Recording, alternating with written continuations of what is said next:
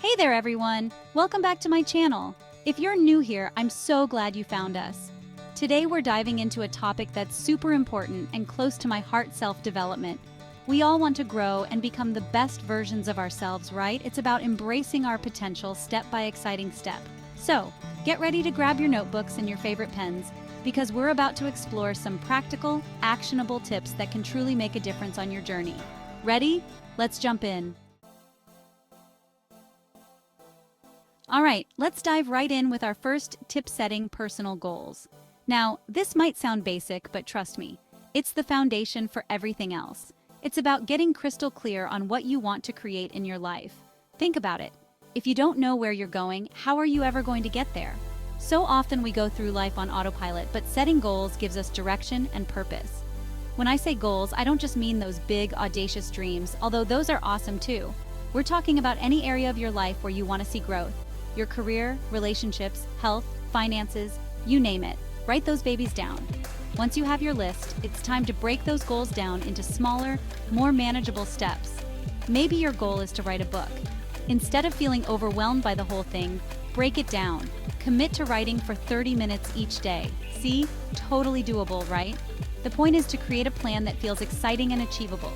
So go ahead, dream big, set those goals, and get ready to witness the incredible transformation that unfolds.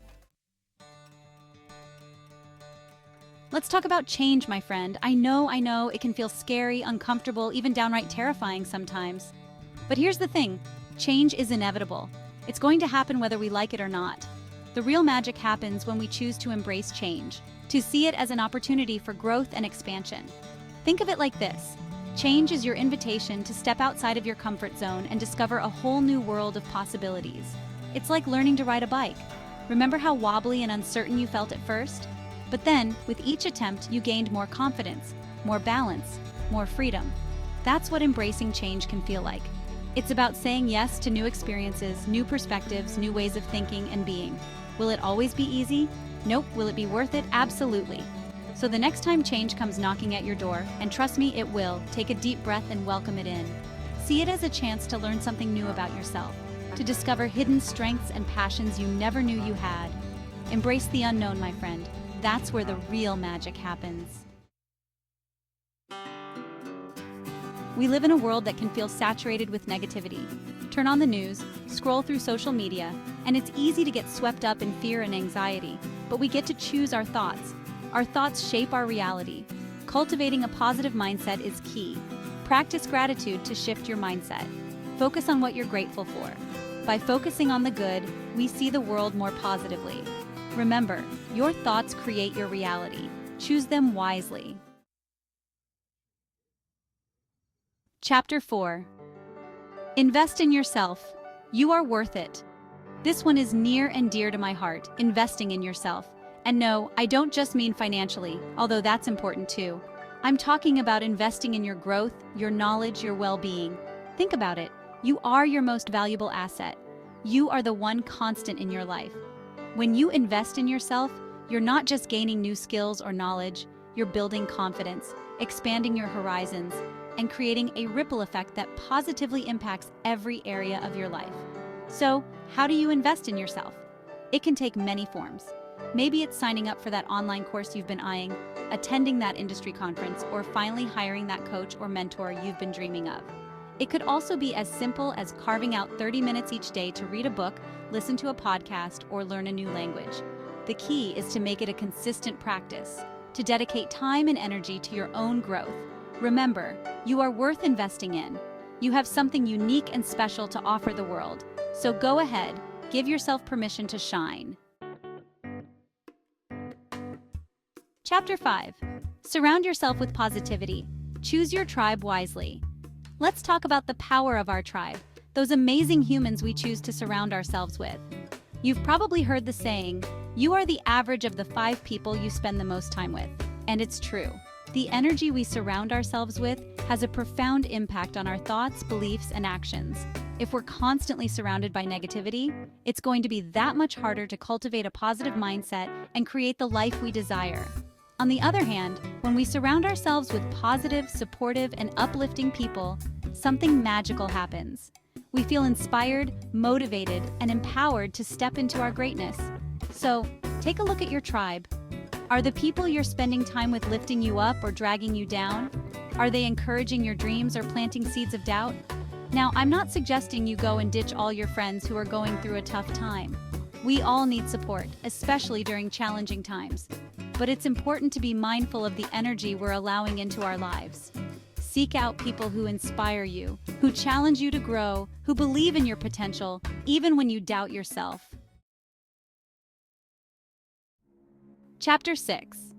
Practice self-compassion. Be kind to yourself.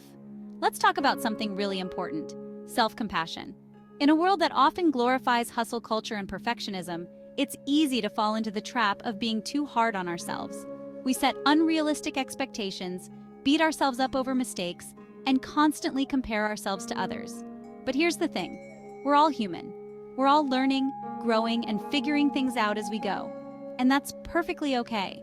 Self-compassion is about treating ourselves with the same kindness, understanding, and forgiveness that we would offer to a dear friend. It's about recognizing that we're doing the best we can with the resources we have in this moment. So the next time you find yourself caught in a spiral of self-criticism, take a deep breath and ask yourself, would I talk to a friend this way? If the answer is no, it's time to show yourself a little more love. Remember, you are worthy of your own compassion. You are enough, just as you are. All right, my friend, it's time to talk about action. Because here's the thing: goals without action are just pretty words on paper. It's great to have dreams, to visualize our ideal life. But if we don't take action, nothing will change. Think of it like this: you can read every book, listen to every podcast, and attend every workshop on self-development. But if you don't apply what you're learning, it's all for nothing. Knowledge is power, but only when it's put into action. Now, I know taking action can feel scary, especially if we're stepping outside of our comfort zone. But here's the secret: action creates momentum. The more we take action, even small steps, the more confident and motivated we become. So, what's one small action you can take today to move closer to your goals? Maybe it's sending that email, making that phone call, or signing up for that class. Whatever it is, don't overthink it. Just take the first step. Remember, action breeds clarity, confidence, and results. So, go out there and make it happen. Reflect and adapt. Your journey, your rules. In self-development, it's easy to get caught up in the hustle, but taking time to pause, reflect, and adjust is crucial. Think of it like sailing a ship. You set a course, but adjust your sails to stay on track. Life is similar. What worked before might not work now. Regularly check in with yourself. Are my actions aligned with my goals? What adjustments do I need to make? Reflection is about curiosity and growth. Celebrate wins, acknowledge challenges, and make informed decisions. Schedule regular reflection time. Create space to connect with your inner wisdom. Remember, this is your journey, and you can adjust your sails whenever needed. Chapter 9.